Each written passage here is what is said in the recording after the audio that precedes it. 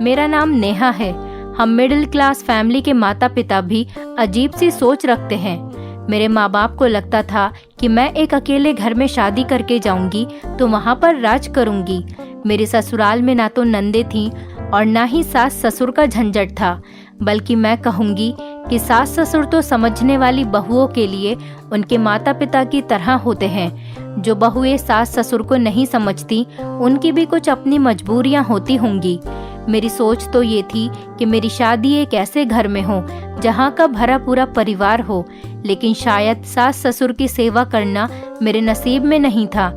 लेकिन मेरे माँ बाप इस बात पर भी खुश थे। कहते थे कि अमीर लड़का है, हमारी बेटी को हमेशा खुश रखेगा। वो लड़का तो क्या था, एक 40 साल का आदमी था और एक बेटे का बाप था। उनका नाम विनोद सिंघानिया था। वो शायद अपने 15 साल के बेटे के लिए किसी नर्स के रूप में एक बीवी की तलाश कर रहा था। लेकिन मेरे माँ बाप इन बातों को कहाँ समझते थे। बड़ा सा घर देखा और मेरी शादी उस घर में कर दी। उन्होंने सोचा हमारी बेटी को इस घर में दुनिया भर का आराम मिलेगा। हर माता पिता अपनी औलाद का सुख ही देखना चाहते हैं। यही सब कुछ मेरे माँ बाप ने भी किया था और मैंने भी उनकी पसंद के मुताबिक शादी कर ली, क्योंकि मैं जानती थी अच्छी बेटियां कभी ना नहीं करती। वो तो अपने माँ बाप की रजामंदी में ही अपनी खुशियों को ढूंढ लेती है। वो मेरी शादी का दिन था, न कोई धूम धड़ाका न कोई ढोल बाजे, क्योंकि सिंघानिया साहब की ये डिमांड थी कि शादी बहुत सादगी से हो। उन्हें शोर शराबा बिल्कुल पसंद नहीं था। शायद वो अपनी पहली बीवी के जख्मों से जान नहीं छुड़ा पाए थे, जिनकी मृत्यु आज से 12 साल पहले हो गई थी। सिंघानिया साहब की बीवी बनकर जब मैं इस हवेली में आई तो यहाँ भी सन्नाटों का राज था। बड़ी ही अजीब शादी थी। ना तो मुझे लेने नंदे आई और ना ही सास ने सर पर हाथ रखा। सच कहूँ तो मैं इन रिश्तों के लिए तरसती थी, क्योंकि मैं जानती हूँ मोहब्बत से रिश्ते बनाना भी एक अनोखा सफर होता है। उसकी मंजिल हमेशा खुशगवार होती है। वो शाम का वक्त था। शादी के बाद मैं सिंघानिया साहब की बड़ी सी गाड़ी में बैठकर उनके घर पर आ गई।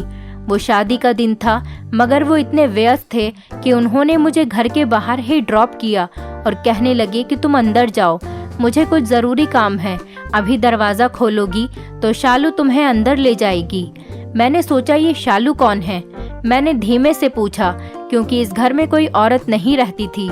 उन्होंने कहा नौकरानी है हमारी। उन्होंने बड़े घमंड भरे अंदाज में कहा और गाड़ी स्टार्ट करके चले गए। मैं उन्हें देखती ही रह गई। घर के दरवाजे पर खड़ी होकर सोच ही रही थी कि दरवाजे पर दस्तक दिए बिना ही दरवाज़ा खुल गया। एक खूबसूरत 20 साल की जवान लड़की ने दरवाज़ा खोला। वो इतनी ज़्यादा खूबसूरत थी, उसका हुस्न एक कयामत ढा रहा था। उसकी खूबसूरती देखकर मैं भी एक लम्हे को घबरा गई। उस लड़की को मैं देखती ही रह गई।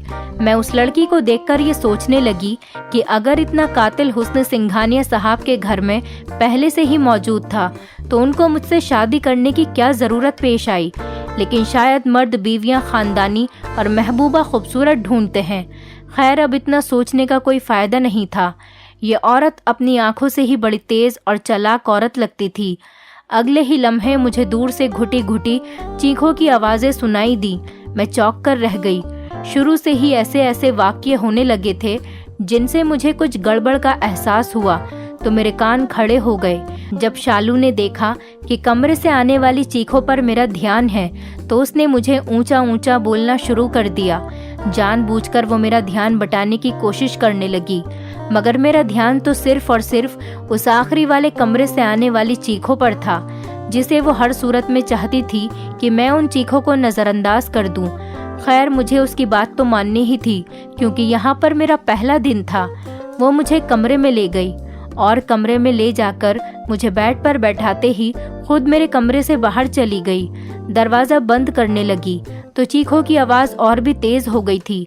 मैं सोचती रह गई कि ये तो अजीब घर है, एक तो सन्नाटा, ऊपर से ये खतरनाक चीखने की आवाज़ें। खैर, मैं अपने पति विनोद का इंतज़ार करने लगी। रात के 12 बज गए बैठे बैठे।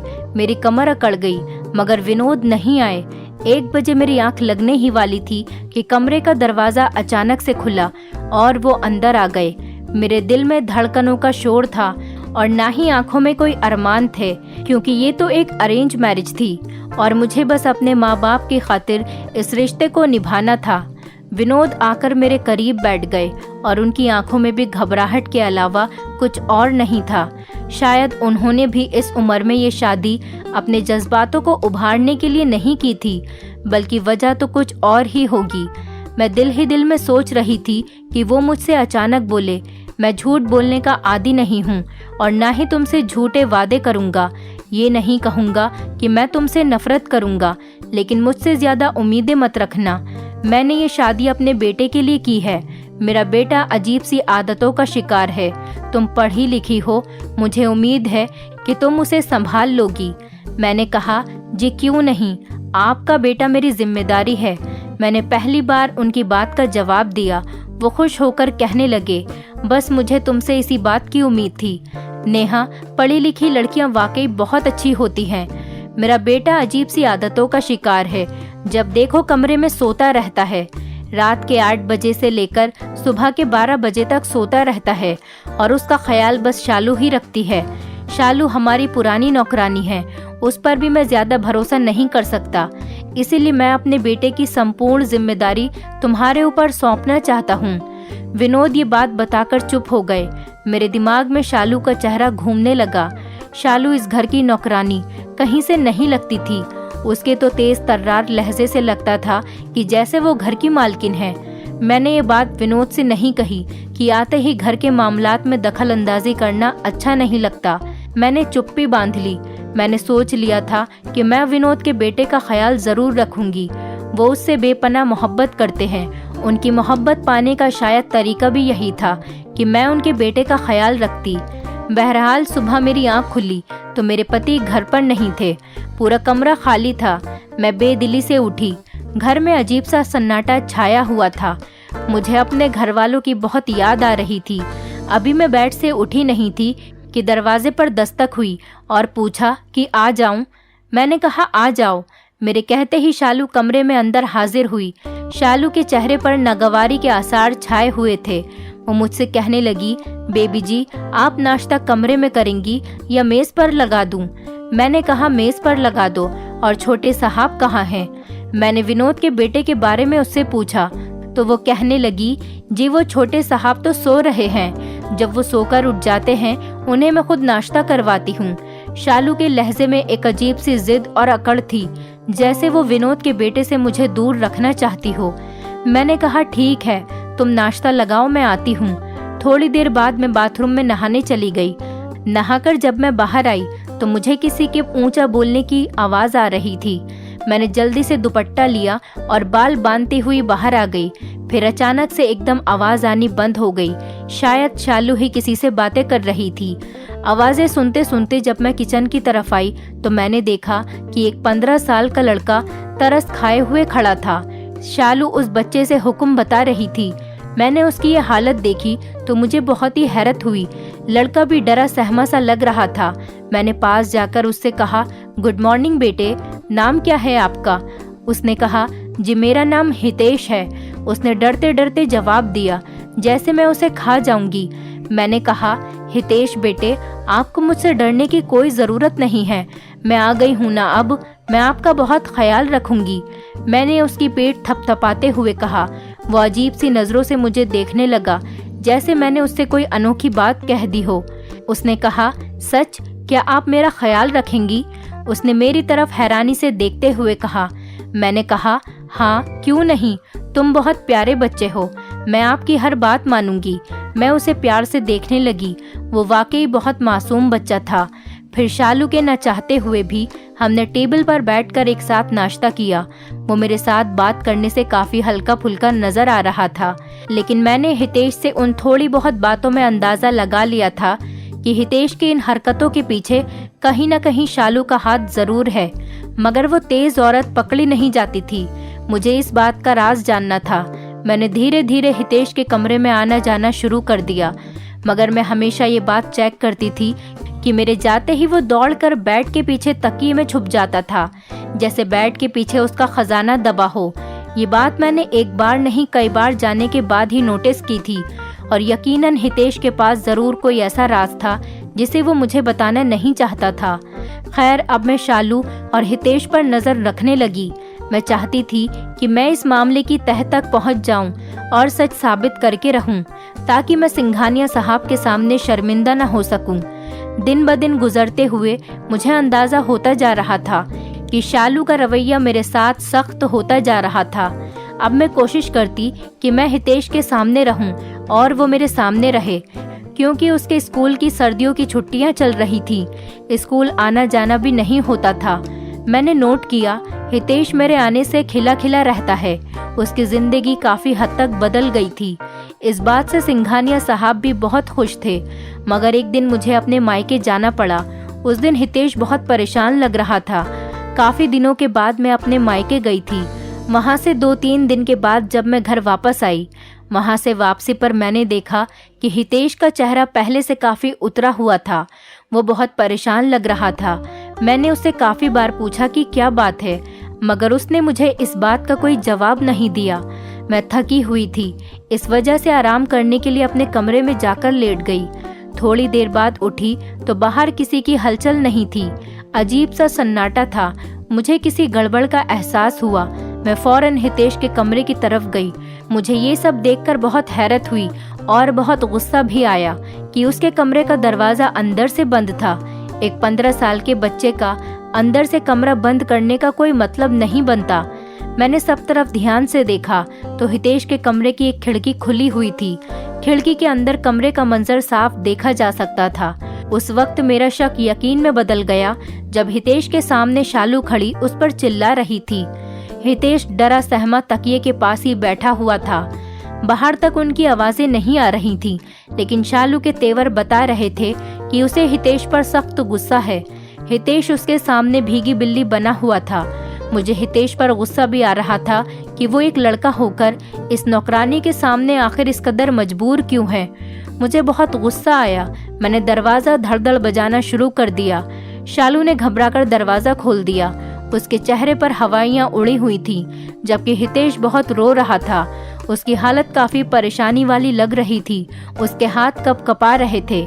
मैंने शालू को खूंखार निगाहों से देखा और वहां से दफा हो जाने का हुक्म दिया। फिर मैं हितेश के कमरे के अंदर चली गई। मैंने देखा हितेश की आंखों में आंसू थे। वो बहुत परेशान नजर आ रहा था। उस वक्त वो बहुत मासूम और बेबस लग रहा था। मैंने कहा, क्या हुआ बेटे, तुम इतना परेशान क्यों हो? मैंने देखा हितेश का दूसरा हाथ तकिए पर था। गैर इरादी तौर पर वो मुझसे तकिए को छुपाने की कोशिश कर रहा था। मेरा दिमाग दौड़ने लगा और मैंने सोचा कि आखिर इस तकिए में ऐसा क्या है जो हितेश उसके पास भी किसी को नहीं भटकने देता।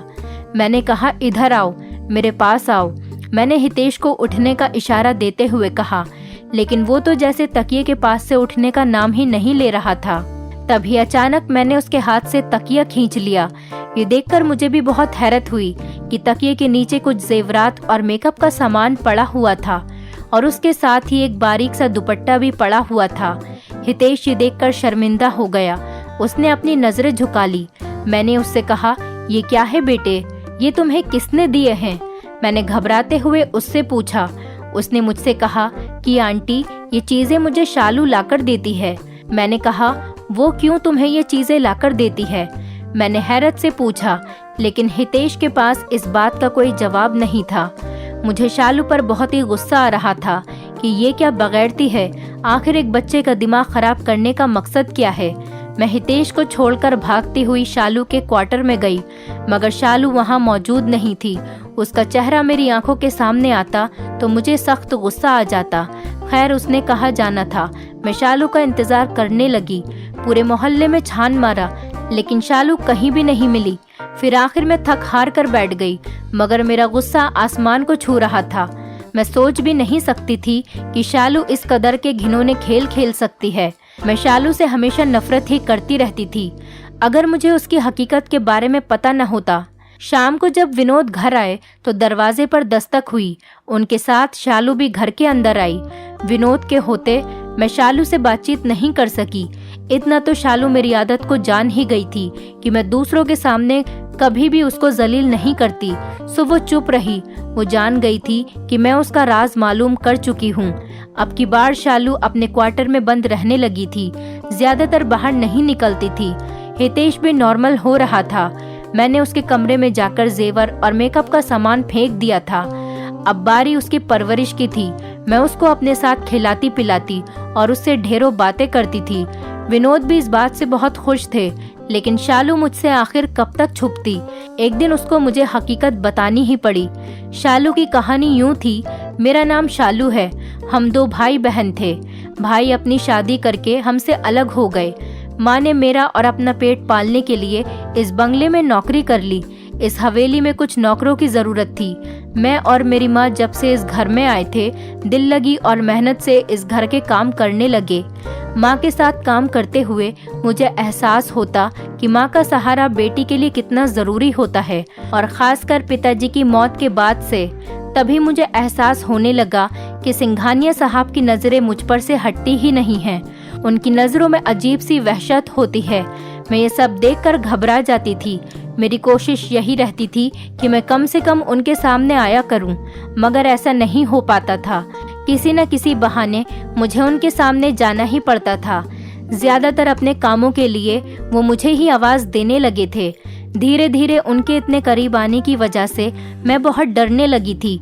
मुझे लगता था कि वो मुझे एक दिन जरूर बर्बाद कर देंगे। फिर ऐसा ही हुआ जिस बात का मुझे डर था। विनोद साहब ने फिर से एक और नया तरीका अपनाया।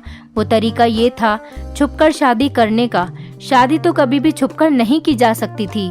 बेबी जी, इतना तो मैं जानती हूँ कि छुपकर शादी करना पाप होता है, और अगर दुनिया वालों के सामने हम शादी करना चाहें तो हमें इज्जत भी मिलती, और कभी न कभी हमें लोगों का सामना भी करना पड़ता। शायद उस वक्त मैं उनकी बात नहीं समझ पाई। साहब ने मेरी माँ से बात की कि वो मुझे अपनाना चाहते हैं, मुझसे शादी करना चाहते हैं, लेकिन फिलहाल तो वो इस शादी को खुफिया रखेंगे। मेरी माँ एक सीधी सादी और भली औरत थी जो दुनिया की ऊंच नीच को नहीं समझती थी। साहब की मीठी मीठी बातों में आकर मेरी माँ मान गई, लेकिन बात तो शादी की हुई थी। साहब ने अपना वादा पूरा किया, लेकिन शहर से बाहर जाकर एक मकान ने मुझे रहने को कहा। साथ ही उन्होंने मुझसे छुपकर शादी भी कर ली। हमारी शादी में सिर्फ 2-3 लोगों के अलावा और कोई भी मौजूद नहीं था। शादी के बारे में मेरी माँ को भी नहीं पता था। साहब ने 6 महीने मुझे वहाँ रखा। उसके बाद मुझे घर वापस ले आए, शायद इसीलिए कि यहाँ मेरी ज़रूरत थी। मैं यहाँ उनकी नौकरानी बनकर रहने लगी। कुछ दिन के बाद जब मैं गर्भवती हुई तो साहब का रवैया मुझसे बदलने लगा। उनकी दिलचस्पी मुझ में कम होने लगी। हालांकि पहले वो मेरे आगे पीछे दीवानों की तरह फिरते थे, लेकिन अब वो मुझे नज़र उठाकर देखते तक नहीं थे। मैंने जब उनसे इस बात की शिकायत की तो उन्होंने मुझे चुप रहने का इशारा किया। मैं क्यों चुप रहती, वो मेरे पति थे। लेकिन फिर मुझे पता चला कि मेरे साथ कितना बड़ा खेल रचाया गया है। साहब ने पहले मुझे चुप रहने को कहा। मैं चुप नहीं रही तो उन्होंने मुझे तलाक देने की धमकी दी। इस पर भी जब मैं बाज नहीं आई तो उन्होंने मुझे एक दिन तलाक ही दे डाली। यूं ये किस्सा जहां था वहीं का वहीं रह गया। फिर मैं एक तलाकशुदा औरत हो गई। मुझसे एक ऐसा गुनाह हो गया था जिसका बोझ मुझसे उठाया नहीं जा रहा था, जो कि गुनाह तो नहीं था लेकिन ज़माने की नज़रों में तो गुनाह ही था। और फिर ये हुआ कि मैंने उस बच्चे को जन्म दिया, मगर जिन हालातों में वो बच्चा पैदा हुआ था उसकी वजह से वो बच्चा बच न सका और इस दुनिया से चला गया हमेशा हमेशा के लिए। उसके जाने के बाद मेरे दिल में बदले की आग भड़क उठी। साहब की बीवी के बदले का इंतकाम तो कुदरत ने ही ले लिया।